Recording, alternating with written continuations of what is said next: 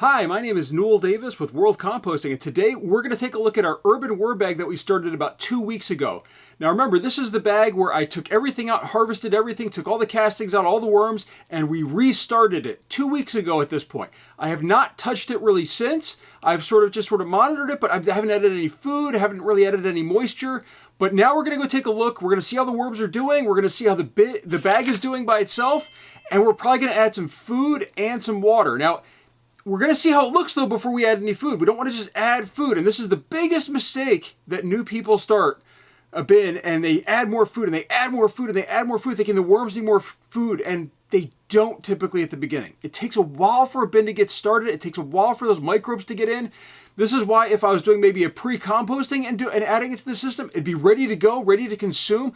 But a lot of this stuff is fresh. It was fresh cardboard that we added like a week before we added the worms. It was fresh food. And it needs time to build up. So with that, let's take a look at the system, see how it's doing, see how the moisture is doing, and see what it needs. Take a look. All right, here is our urban worm bag. So let's go ahead and open it up. I already unzipped it, so I wouldn't have to do that on camera. I'm just going to put a glove on here, and I do recommend wearing gloves. I know other people do not, but I do recommend it. And I'm already going to notice there is a moisture spot in here, which is a good sign. It means that there's plenty of moisture in here. I have checked on this a little bit, moved stuff around in the past, but you can see there is moisture on this bag, which is a good sign. I'm going to go ahead and fold this up, or bag, this bubble wrap. I do recommend having some bubble wrap on top of your systems, especially when they're this low. There's a lot of airspace in here, and I can already see some worms that are on top right here. Look at this. Look at that. We have our first worm that's right on top here. It looks like it's a European Nightcrawler. Got a couple more around the edges. Let's go ahead and dig down in here. We did have some food and stuff in here, but I'm not seeing that. We did have a lot of castings with our worms that we threw on top. You can see right there, we've got a lot of movement from the worms. Let's just go ahead and dig down in here a little bit. Just take a look at this material. It looks really nice so far. Actually, surprisingly, a lot of moisture has stayed in here. I was really worried that it might have dried out a little bit, but the worms, they're still very lively and moving around. By the way, if I'm wrong on the worm identification, sorry, but my eyes are not as good as they used to be.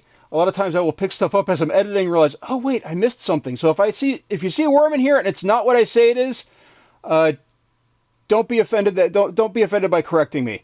I know that I get things wrong quite frequently. It looks like this one might be a red wiggler because of the yellow tail, maybe? I don't know. These are a little bit yellow, some of the tails. I can't remember if that was European Nightcrawlers or the red wigglers had the yellow tails sometimes.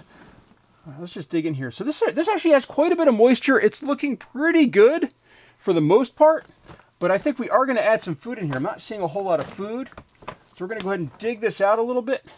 A lot of worms actually made it down into the system here, which is great to see. And the cardboard looks like, it feels really nice and moist. There we go, down all the way to the cardboard at the bottom. Now, if I really had thought this through, and then you're doing this, I'm doing this system as if I'm a new composter, by the way, with a new urban worm bag. What I would probably do is, as a composter that has done this for a while, I'd probably use some pre-compost. It's ready to eat, whereas this stuff is sort of not ready to eat. Now, that's why we let this sit for 7 days before we added the worms. But essentially, this was not ready to eat fully until we get the worms in there and the microbes get going. So I'm going to go ahead and grab some of my FoodCycler food, and again, if you want, I'll try to link a video, or you can look at my feed, and you can find the videos on the FoodCycler, or Vitamix at the time. It's not Vitamix anymore. FoodCycler. We're going to go ahead and add that, and I'm going to spray water in here. And I'm using my sprayer because that has clean water in it. I do have fish water, but I don't have other water ready to go. But this has regular water from the tap. So I'm just going to use my sprayer. You don't have to use a sprayer. You can just dump water in. I just don't have any ready to go. I'm going to get all of this food wet. And the reason why I'm getting it wet is this food is very, very dry once it goes through the FoodCycler. It's a dehydrator type system. And we're going to mix that in with some other cardboard just to get everything going. Try to break it apart, make sure there's no clumps. That way it can really build up a little bit. All right, I'm going to just turn that off for a second here. And I'm going to add a little bit of fresh cardboard. I think we have enough cardboard in there really, but bedding is such an important part of these worms. This is, as you can see, a different type of shred. This is one of my cross-cut, which is fine. I prefer the micro-cut now that I have one. And we're just going to go ahead and get all this wet as well.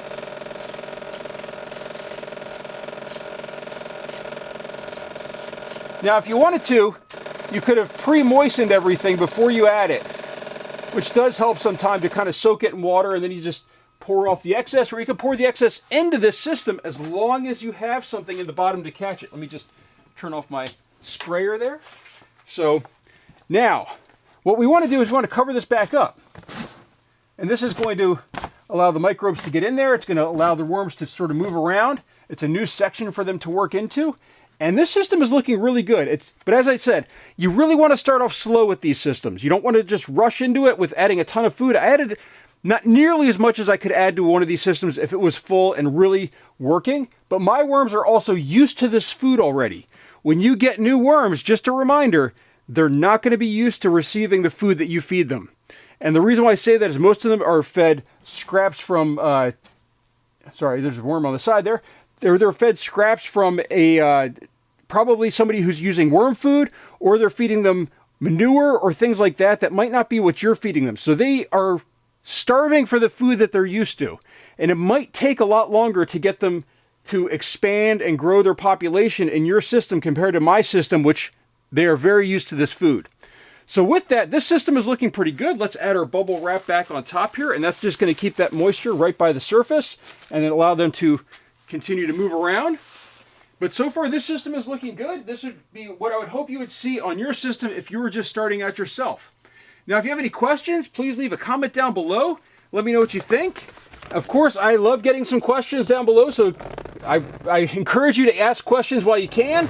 And I would go check out some of my other videos, especially if you're interested in pre-compost and things like that. I have some videos on how to make pre-compost, actually in a smaller bag system than this, which actually worked really well. I have not used the material yet, but it heated up, and it's still at 90 degrees right now, I think today, or 80 degrees maybe today, after a week later. So great systems. Go check them out online and let me know what you think.